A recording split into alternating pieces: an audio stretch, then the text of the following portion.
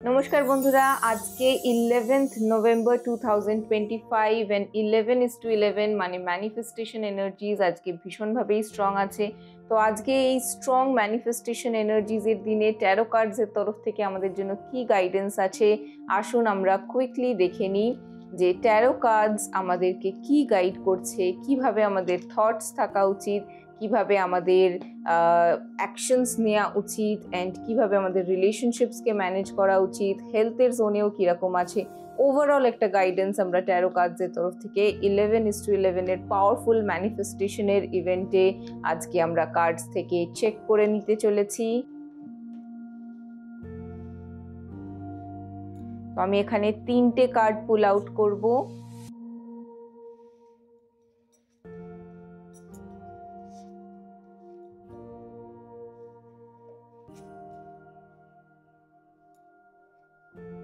তো আমি 3টে কার্ড পুল আউট করেছি আজকে 11:11 এর ম্যানিফেস্টেশন জোনে। তো প্রাইমারি লেটস আন্ডারস্ট্যান্ড কি ব্লকেজ ক্রিয়েট করছে আমাদের ম্যানিফেস্টেশনে, কিভাবে আমরা আরও নিজেদের ম্যানিফেস্টেশন অ্যাবিলিটিসকে ইনক্রিজ করতে পারি, নিজের ফাইন্যান্স, হেলথ, ক্যারিয়ার, রিলেশনশিপ সব জোনটাকে আমরা কিভাবে আরও বেটার করতে পারি।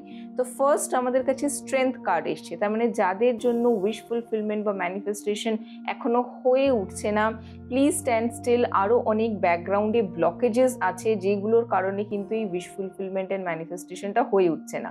তো নিজের চক্রাস ক্লিন করার উপরে ফোকাস করুন, নিজের এনার্জি লেভেলকে ইমপ্রুভ করুন, নিজের সাবকনশিয়াস মাইন্ডের thinking pattern, belief systems, programs যেগুলো আছে সেগুলোকে হিল করুন, যাতে করে আপনার পজিটিভ থিঙ্কিংয়ের একটা অ্যাপ্রোচ আসে এবং আপনি এনার্জেটিক্যালি ভাইব্রেন্ট হন অ্যান্ড ইউনিভার্সাল যে হায়ার এনার্জি আপনি অ্যাট্রাক্ট করতে পারছেন সেটাকে আপনি যাতে অটোমেটিক্যালি অ্যাট্রাক্ট করতে পারেন।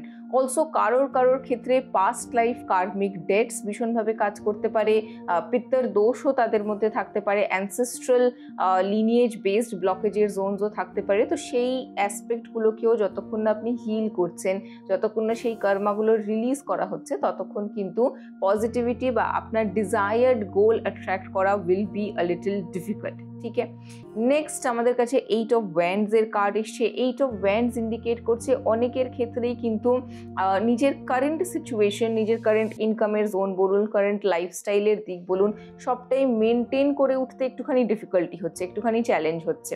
তো সেক্ষেত্রে একটু স্ট্রাগলফুল টাইমও ইন্ডিকেট করছে এখন এই রেস্ট অফ 2025 এর আশেপাশের যে টাইম ফ্রেম আছে। তো একটু স্ট্রাগলফুল টাইম থাকলেও ডোন্ট ওয়ারি, ফিউচারে বেটার টাইমস ডেফিনেটলি আসবে। কখনো কখনো টাইমস একটু চ্যালেঞ্জিং হয়ে যায়, কিন্তু সেখানে স্যাড হয়ে যাওয়া বা ডিপ্রেসড হয়ে যাওয়ার কোনো প্রয়োজন নেই। You will have to endure this time frame, you will have to go through this time frame এবং এই সময়ের যে লেসেন্সগুলো আছে সেগুলোকে ভালো মতনভাবে শিখে তারপরেই নেক্সট টাইম ফ্রেমে এগোনো যেতে পারে। এই সময় অবশ্যই যেহেতু 8 অফ ওয়ান্ডসের কার্ড এসছে, খুব চট করে কাউকে কারোর উপরে ভরসা করবেন না, খুব মেপে ঝুপে তারপরেই কারোর উপরে ট্রাস্ট করবেন এবং নিজের ফাইন্যান্সিয়াল ইনভেস্টমেন্টসের যে জায়গাগুলো আছে, ফাইন্যান্সিয়াল গোলসের যে জায়গাগুলো আছে সেগুলোও খুব ক্যালকুলেটেড রিস্কস নেবেন, মেপে ঝুপে রিস্কস নেবেন। অনেক বড় কিছু অ্যাচিভ করতে গিয়ে নিজের প্রাইমারি বা বেসিক নিডস অ্যান্ড বেসিক সার্ভাইভালের জায়গাটাকে কিন্তু ব্রেক করে দেওয়া ইজ নট অ্যাডভাইজেবল। ঠিক আছে, next is we have the 9 of cups. 9 of cups definitely indicate করছে যে পজিটিভিটি অ্যান্ড ব্লেসিংস আছে, কিন্তু অনেক জায়গায় কি হচ্ছে, there are lot of drainage of energy. তার মানে আপনি ধরুন যেদিকে আপনার গোল আছে, যেটা আপনি চাইছেন ম্যানিফেস্ট করতেন, সেই ডিরেকশনে সেই জোনটাকে অ্যাচিভ করবার পথে অনেকগুলো ডিস্ট্র্যাকশনস চলে আসছে এবং আপনার এনার্জি মাল্টিপল জায়গায় ডিসিপেট হয়ে যাচ্ছে। You are losing on your vital energy. So you need to have the right kind of focus. সে আপনি যদি বাড়ি পারচেস করতে চাইছেন, আপনি কোনো ফ্ল্যাট পারচেস করতে চাইছেন, কোনো লামসাম ইনভেস্টমেন্ট করতে চাইছেন, তো সেই জায়গা থেকে কিছু কিছু সেভিংসের জোন আপনাকে কিন্তু ইনক্রিজ করতে হবে এবং সেভিংস যখন আপনাকে ইনক্রিজ করতে হবে, আপনার হয়তো কিছু লাক্সুরিয়াস আইটেম বা কিছু জিনিসে আপনাকে একটু অ্যাডজাস্ট করতে হবে, একটু লাইফস্টাইলের জোনে কম্প্রোমাইজ করতে হবে, যাতে লার্জার গোল অ্যান্ড লার্জার পারপাসটা রিজলভ হয়।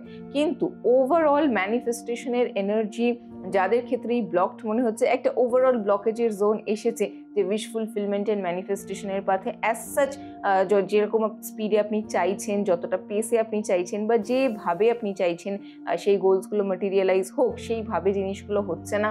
তার কারণ মাল্টিপল জোনসে এসেছে এবং তার মধ্যে প্রাইমারিলি কিন্তু past life karmic healing, ancestral healing and নিজের সাবকনশিয়াস মাইন্ডের থিঙ্কিং জোনকে রিওয়ায়ার করে ফোকাসের জায়গাটাকে একটু ঠিক করলে তাহলে অনেকটাই better financial situation and health and career and রিলেশনশিপের সিচুয়েশনও কিন্তু ইমপ্রুভ করবে।